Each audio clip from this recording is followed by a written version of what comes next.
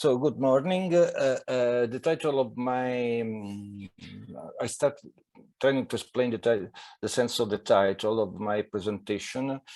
That is in three parts. The first part is related to a theoretical approach to the theme of water in public space.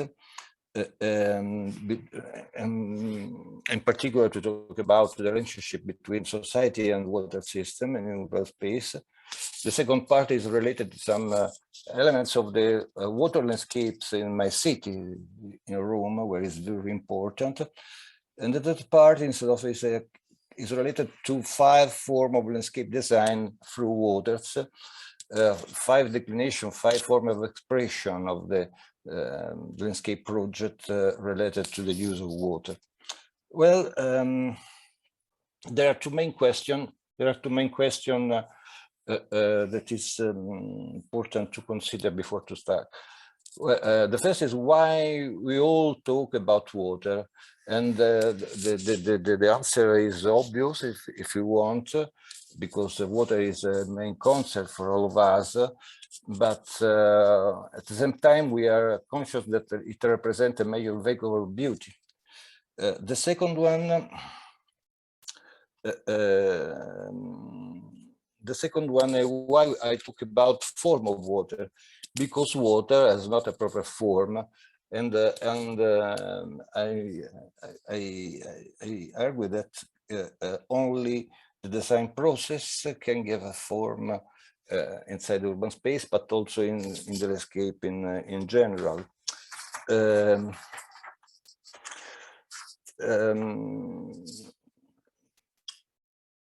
In particular, we could also say that relating to the first question, we all live in a framework of wider ecological awareness. We are faced with the opportunity today, I think, to rethink the form of water, placing ethical and aesthetical value at the center of our work again. But in the opposite, the last two centuries, water has increasingly became an exclusive object of plant design or hydraulic engineering that is very important in terms of user reuse and efficiency of the water system, but often hiding the presence of water. We can say that sometimes water disappears from public space. On the opposite, surely we can consider that water is a main element of the landscape. When we shape water through the construction of landscape, garden, and urban space or large territorial system, water has always been a representation of the relationship between society, territory, and cities. Shaping water, to do the design of water, represents an action between engineering and art that combine human needs with aesthetic expression. As a landscape architect, for which the shape is not least important than the function, and the utility is never separated from the Venustas, it is important to talk about the form of water. And in the case of, as we told them, in the case of water, the form is an external element, is external to its nature, because water has no shape. The shape is given to the water from its relationship with the earth, or on the contrary, from the project. For example, Charles Moore in The Poetical Garden defined the form of mountains and water, starting from the Chinese expression for landscape, that is just the contraposition, the dialectic contraposition between the form of water and the form of mountains or grounds or soil. The term shanshui means landscape, and this is a very important start point of our reflection in our discussion of today. Because water and land, or water and mountains, constitute a dialectic opposition that define the landscape through a relationship The mountains give shape to the water, which is free of it, but at the same time, the water erodes and shapes mountains and land in its course, generating plains. With this relationship, we construct the visible form to which we gave the name, we gave particular name. We name river or stream, lake, basins, waterfall, and so on.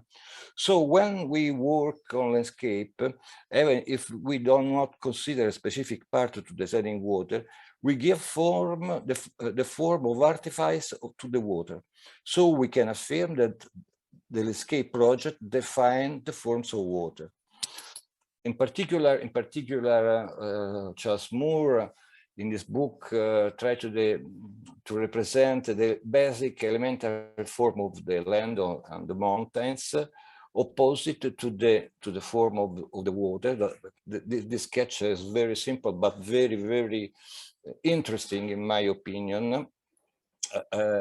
Charles Moore also loved to represent landscape and the relationship again between water and mountains, also with watercolors postcard that he used to send to the friends, to the closest friends during the Christmas period and so on.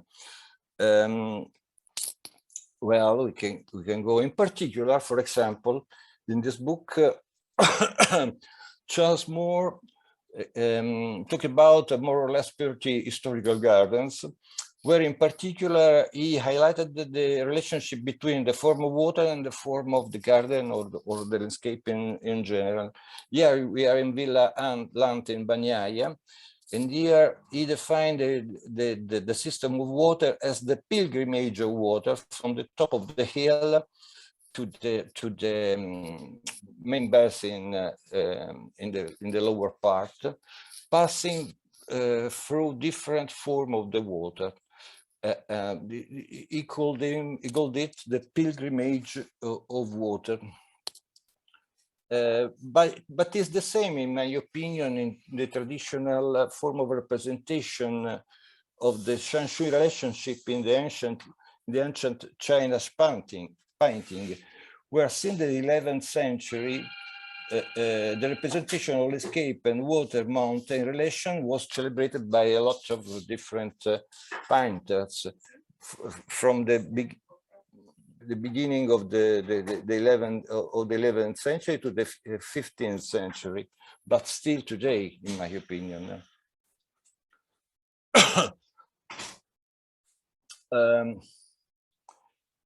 In particular, even Charles Moore in the Poetical Garden examined several Chinese gardens. In particular, for example, the Yuanmingyang, that is the whole summer palace in Beijing, where he represents this garden that is more or less 3 kilometers for 2 kilometers. The central basin you see in the center is 500 meters for 600 meters, more or less. That was a kind of city built on the water, when the relationship between the natural element and the water system and the building is very strong, is very impressive.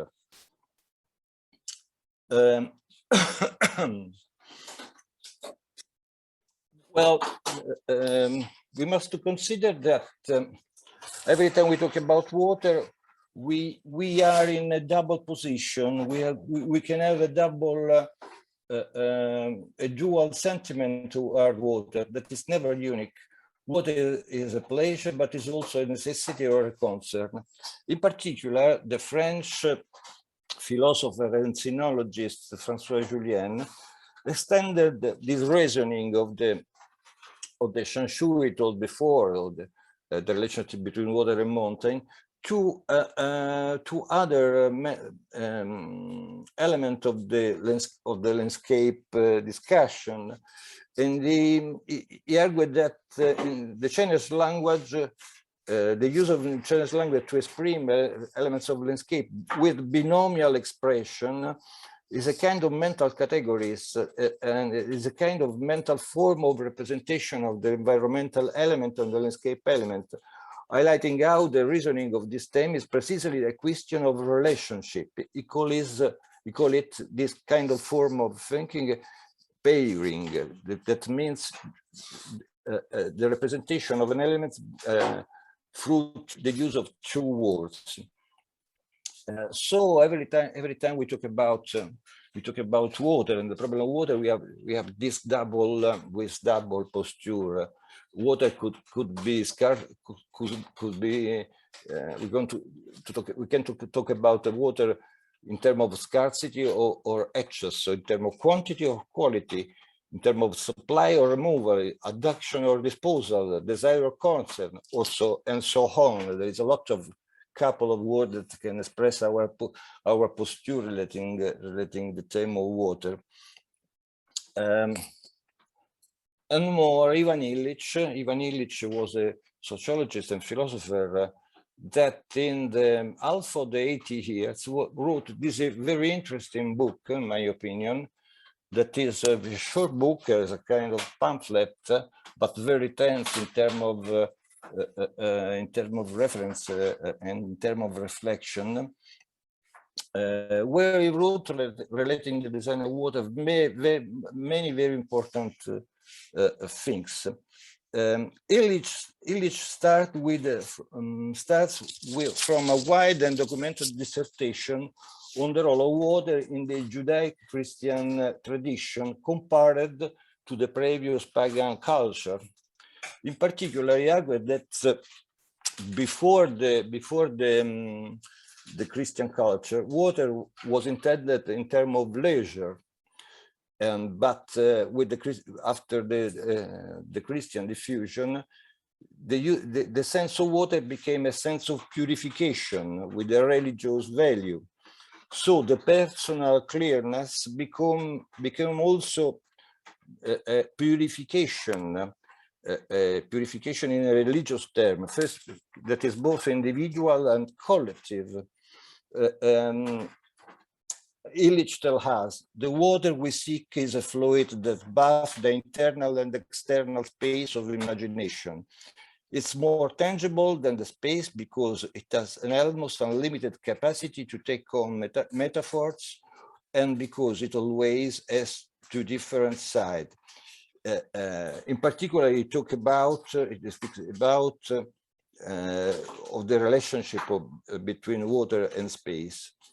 But Illich also guides us into a story of how water has become a political object, and above all, or how from the common sensitivity of water we passed from an idea of the clear and sweet water, in the sense of the water as a pleasure, the water as a leisure, to consider water like a product, like a problem for all the administration, for all the people, for all the society. For example, he argued that in the history of art, only the Greece and the Roman painting represent the person in water in a condition of leisure. And then later, also in painting, the history of arts, water is strongly connected to the religious value of purification and so on. We must wait the 19th century and the invention of the bathroom, for example, to see new painting from the main painters of the period that represent the water as a leisure, as a moment of personal pleasure. Ivan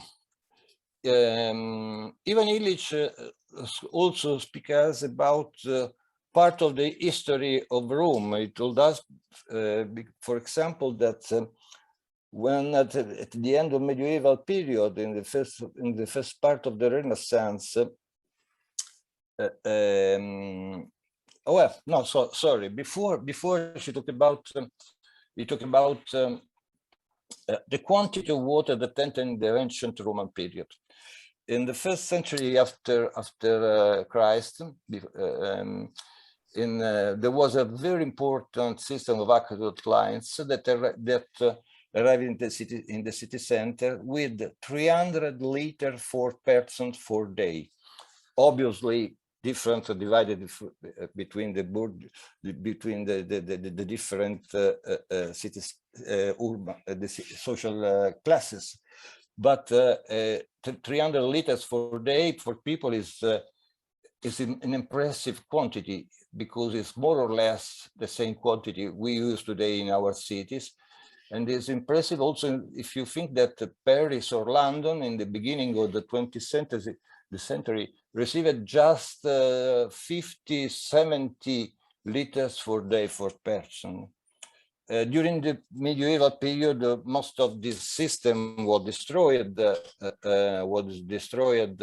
from the invasion, and in the 15th century we restart to have new aqueducts, but we told you about later. It's important also to consider that in the 18th century, the hydraulic engineering development and for example, the art of fountains start to be described in scientific handbook. That is another important element.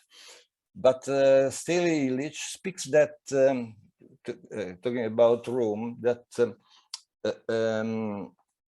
the system of aqueducts broke the magic circle that the founder had drawn around the city space, the system of wall around, in the sense that the system of wall of Rome was cut in several parts from the arriving of the aqueduct system.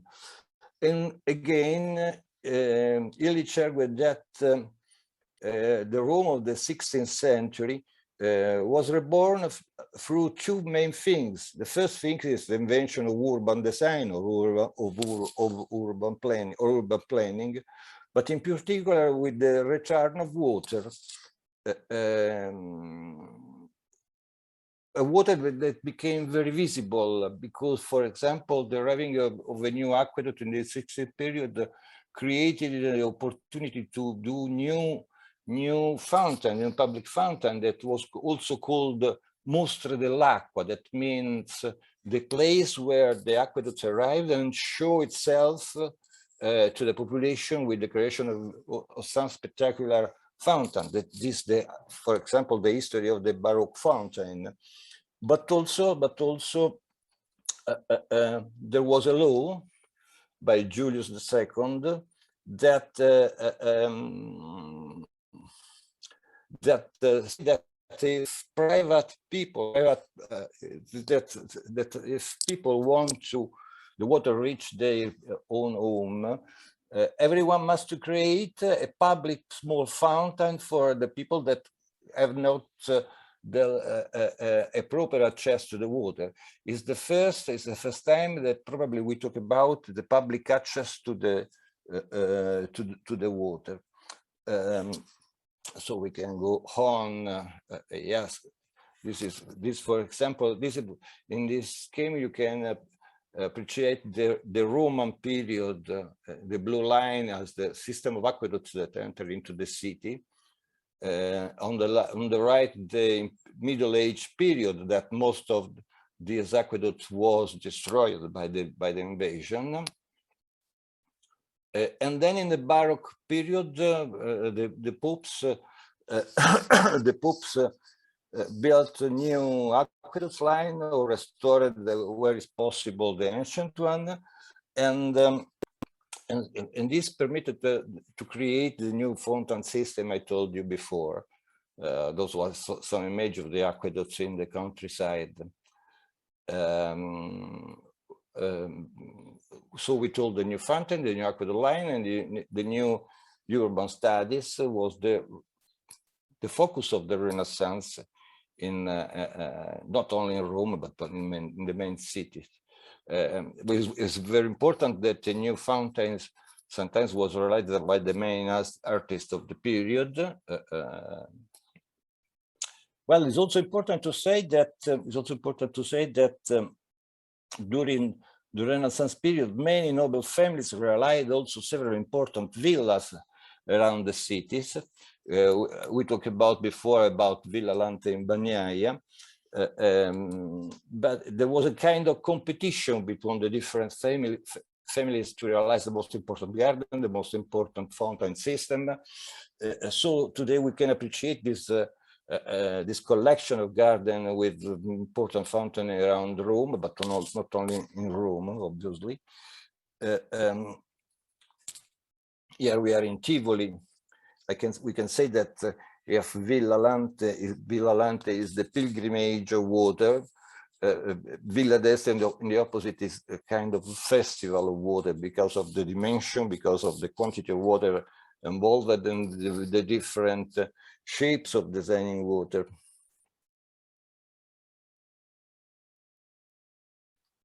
But also we are in Tivoli with Villa d'Este, but also in Tivoli, also the Emperor Adriano loved to create Villa Adriana with a lot of water system, as we know. In Tivoli, there's also Villa Gregoriana that is more romantic, related to the 19th century. Well, now we pass to the third part of the presentation, related to 5 forms of urban of the design of urban fountain, of urban water system. The first one is the symbolic and political value of public fountain inside the public space, because fountains are a great symbolic object that represent political and economical power, but also an important attention from the administration to the people. Water and fountains create a strong principle of centrality in urban spaces. Are elements of strong attraction of the people. So all the main cities all over the world, particularly in Europe, during the 19th century, start to realize very large, important public space with very large, important form of water. But till today, it's the same thing, because every downtown, every important spaces in the cities are more and more represented with the presence of the very important water cities. For example, here in Ground Zero by Peter Walker. Or for example, in the square before, in front of the parliament and the Bundestag in Berlin. Sometimes a fountain could be like a Columbus egg. In Santa Cruz, Herzog de Merun have a very large and very fragmented public space that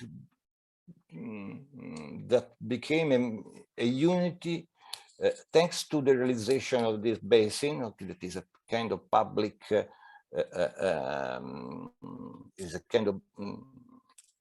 it's a public basin where you can enter, you can play, and so on. Sorry, scusate, sorry, I don't understand what happened.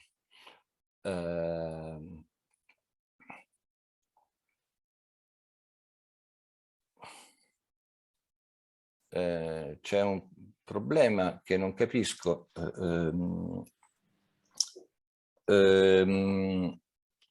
It's very interesting. It's very interesting also coming back in China, the relationship between the original forms of urban water and the relationship between the urban structure. We can see that we have a very strong Cartesian north-south or north-south, east-west oriented structure of the urban fabric, but in the opposite,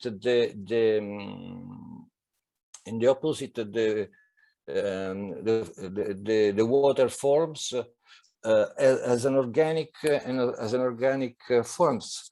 That is, and the interesting thing is that this is true in the ancient part of the city, but also in the modern one. I don't know. I'm sorry, I don't know what happened with this part of slides.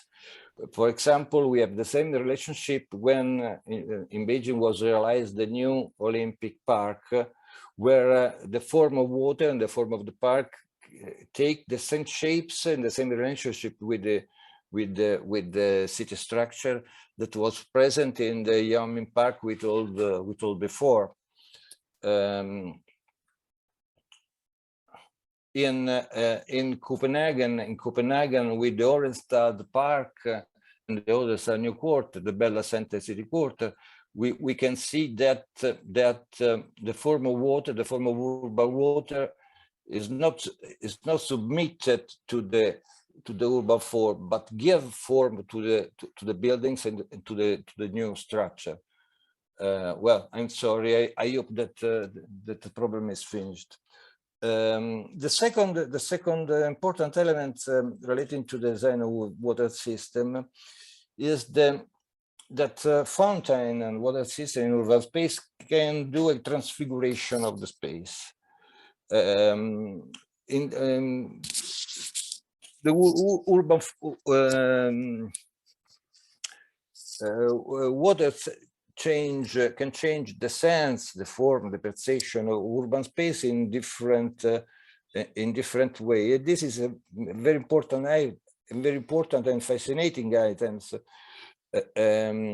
because this change is possible in visual term, in changing the soundscape, change the sense of humidity and microclimate perception, and so on. For example, Diller, Scofiglio and Renzo in 2002 in Neuchâtel during the expo of this period in Swiss, realized this blur building that is a kind of cloud where everyone can enter to experience the staying into a cloud. But also is very important the mirror effect. For example, the one realized by Michel Courageux in Bordeaux, and more it's very interesting because this large system, the nebulization system for fountain, the water spray, is one of the main use of the last decades. That are very interesting because they use a few quantities of water. This change the microclimate in a very important way, but in the same time, when the fountain is off, it remains just a floor, just a pavement, just a public space where you can walk in a free way, independently to the presence of the water.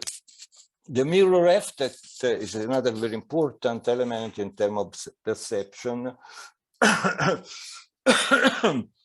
In urban space, but also in the garden. For example, the Chinese and the Japanese gardens use a lot of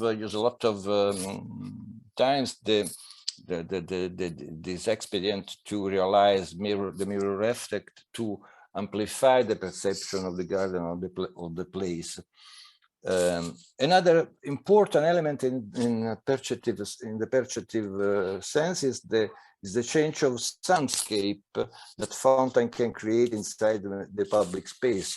This is the famous fountain from Lawrence Alpin in Portland, the Irakele fountain that use 50,000 liters of water per second to recreate the form of the High Sierra Cascades.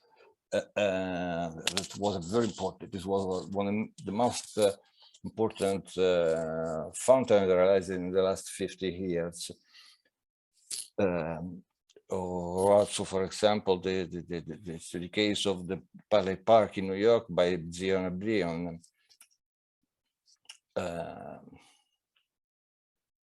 Or Peter Walker in Portland.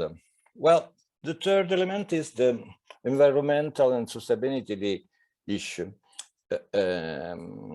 We all must to think today how to conceive how to think to water and environment in a changing world in the Anthropocene or in our in our actual condition. Really, the last 3 decades deeply changed the perception of the people due to the ecological emergency. We all consider the items of sustainability in which the discourse of resilience, but also the other related to the access to water, to the quantity and quality of water, and so on, are very important all over the world. There are different research lines. One is more oriented to a discourse about qualities of water and this conservation. For example, all the water systems called biophytodepuration or similar, that in my opinion started from the work of Michel Courageux in Parc des Saussaies in the beginning of the 80s, where he experienced the use of a large basin to collect all the rainwater of the surrounding, to depurate it with through the use of plants.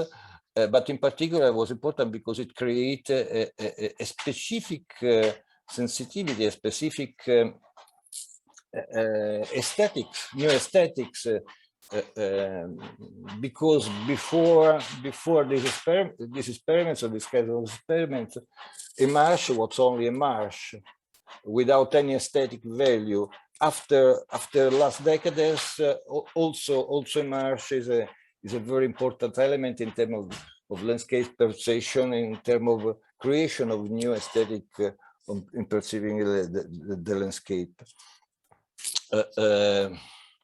This is still Parc des Saussaies, but also more recently, Catherine Gustafsson in Amsterdam with the Westergasfabriek Park, when he tried to use every kind of phytodepuration system to clean a very polluted ground,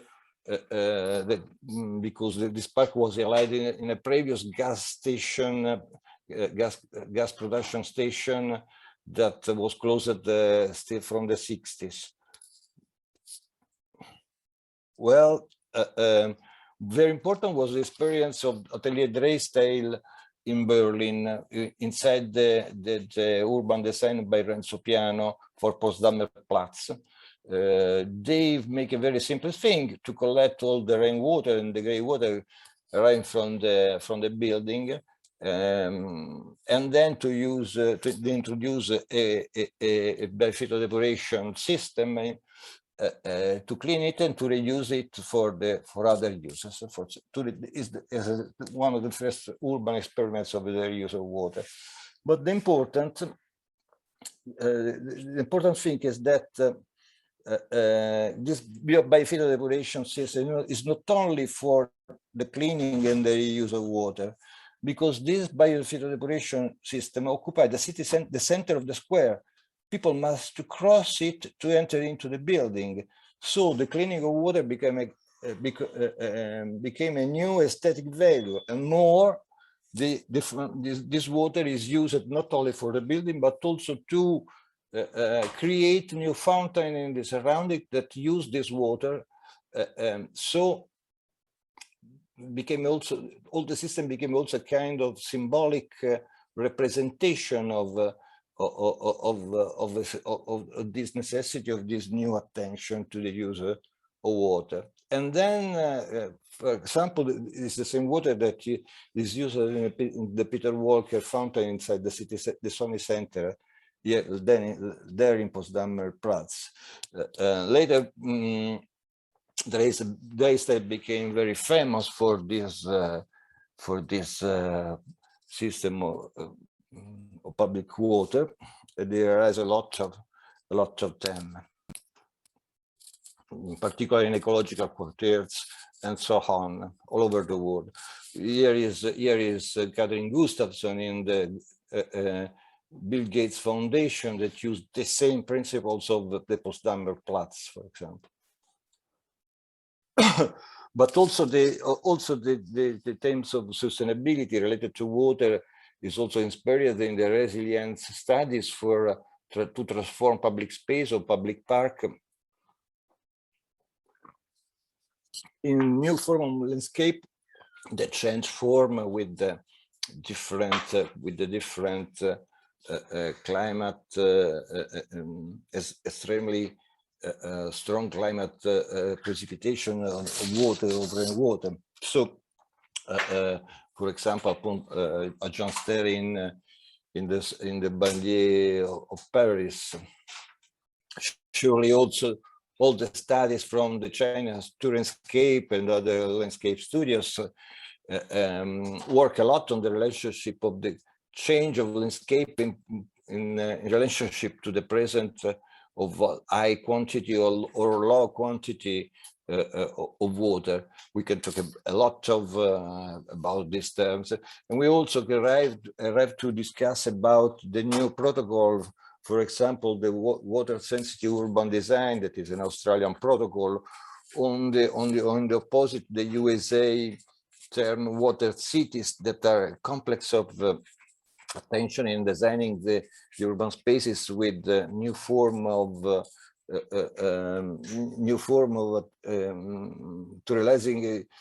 to realize what they call porous city or sponge city, in terms of capability of the urban spaces to collect and to introject the rainwater.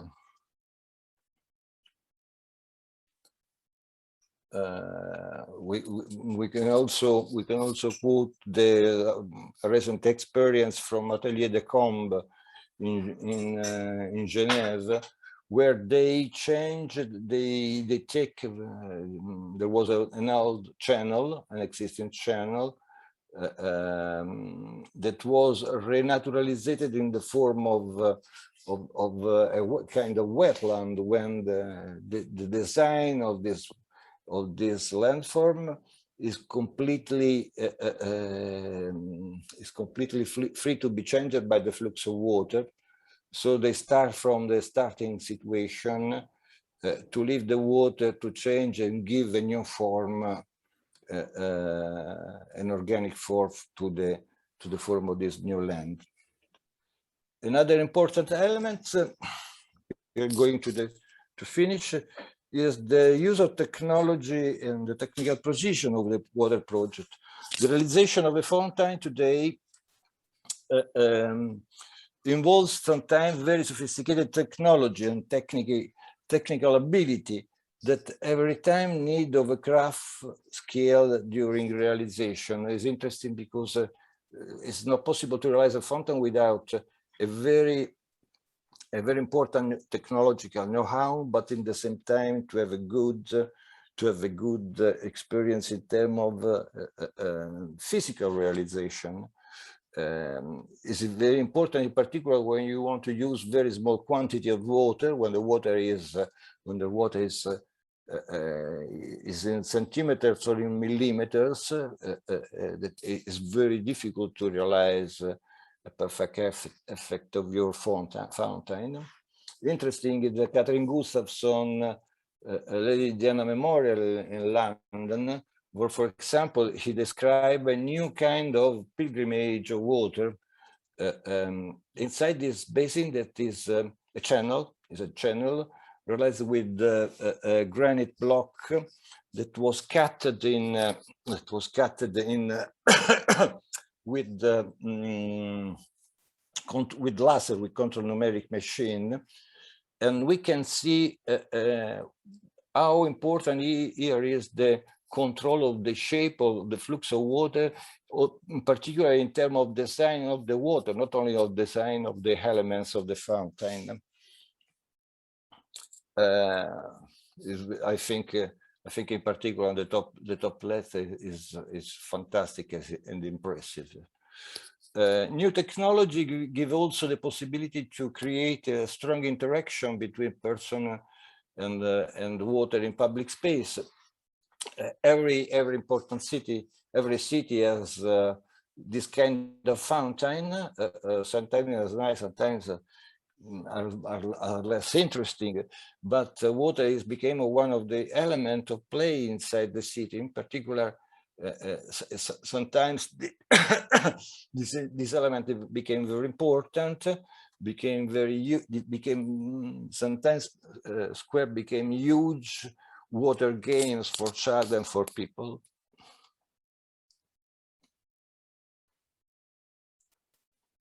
well, and I go to finish talking about the relationship between coming back to talk about to the relationship between water and arts, because I believe that it's very important to recover precisely through the design of water in the public space, the relationship between technique and arts as there was in the history. Because working on water is not only a work for the resolution of problem, but is above all an opportunity for a new evolution, a new anthropological transformation of the relationship between person and territories, or between person and cities.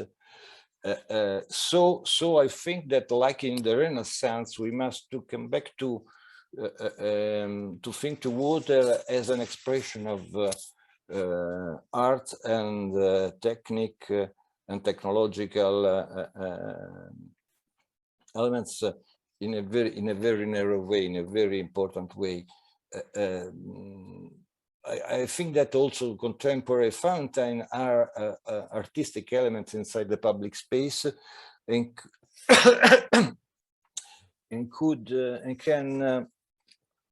can surely represent a very important symbolic presence inside the urban spaces. Before was Peter Walker in MIT in Boston. Now this is Stephen Hall in Fukuoka, where the entrance to this housing system is inside the fog, inside the clouds. This is Cornelia Müller in the Dean Institute in Munich. Sometimes arts explain us how we can transform urban elements just with I think was very simple water system to create a new perception of existing elements. I want to close just with few images that are related to artistic realization inside to forest in France. The first is Louis Sicard in a bridal whale in France, where a kind of a suspended channel collect the water from a small cascade, and define a path of the water that cross the pedestrian water, and the sensation is to create a kind of tent of water. Or this other one in France by Laurent Gongora, where he plants some steel elements inside the stone of a cascade, and to create this very particular and very interesting effect that it's kind of an optical painting that I think is very interesting. So I think I want to close to saying that this is my opinion in this moment. The most important thing is the relationship between water and public space, water and architecture. That we must pass over the problem of emergency of water, the problem of emergency of the Anthropocene and the climate change. Surely a problem, but if we have an approach that is just and strongly oriented to the functional problem of water, we leave the opportunity, we leave the possibility to create a new strong relationship between people and public space. Thank you very much.